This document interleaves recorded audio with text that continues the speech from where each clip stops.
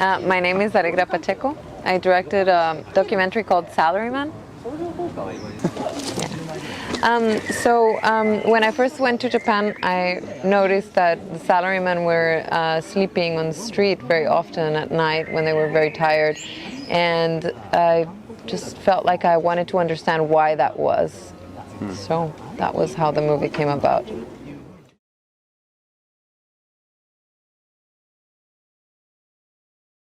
I mean, I was never in Japan continuously. The whole movie took about 6 years. Oh, okay. And I was there back and forth for different reasons. I had some art shows there, I had an artist residency.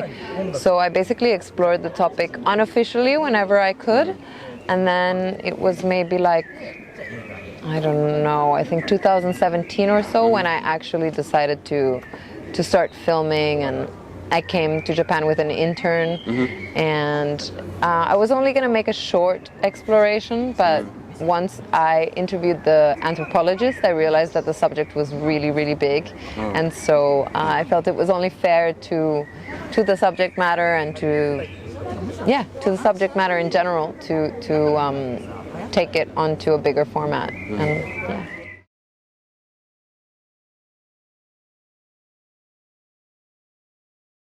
Originally, I spoke to salarymen.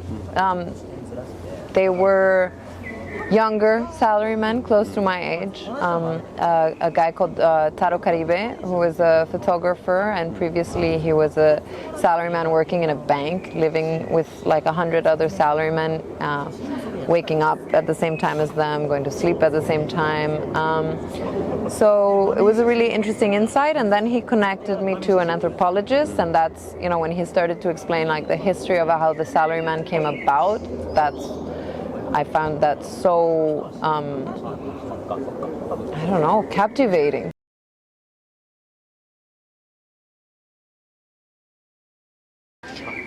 Basically, what we learned was that after the war, there was a big desire to rebuild the economy, and there was like a collective unity and just rallying to make this happen.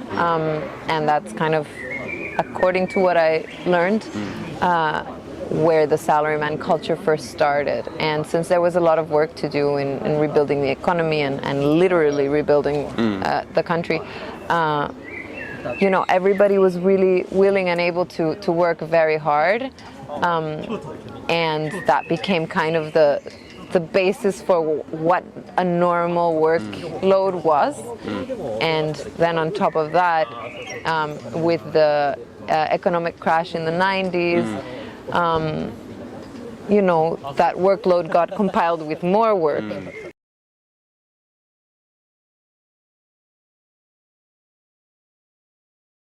There's a lot of talk about work-life balance, especially because there's a lot of cases of karoshi.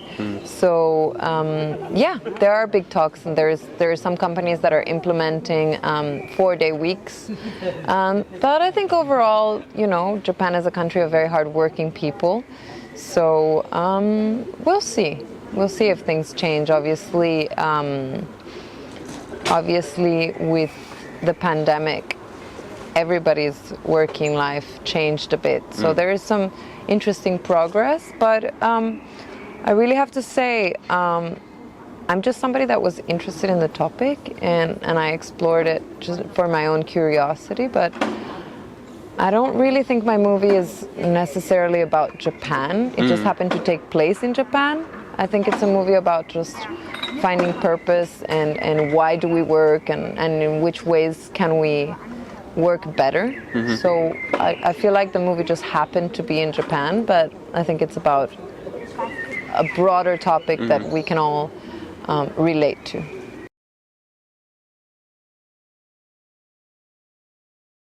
I talked with all kinds of salarymen, retired, bosses, subordinates, all kinds.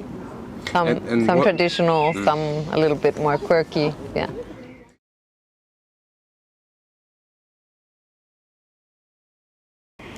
We also interviewed many women in the film, if I'm not mistaken, 6 or 7 women working in different fields of work. Some quit, some continue to be salarymen, some are happy, some are not.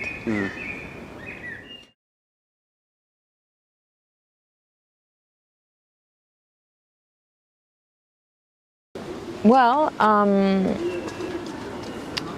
again, you know, there's so many people and everybody has a different experience, but a few of the people that I actually interviewed were not able to spend that much time with their family because their jobs were very demanding. And again, I don't think this is necessarily a Japanese issue. I feel like we can all relate to that, either ourselves or our family members or our friends, you know. Working, overworking or dedicating most of your time to the company is, you know, a common thread, I think, across cultures these days.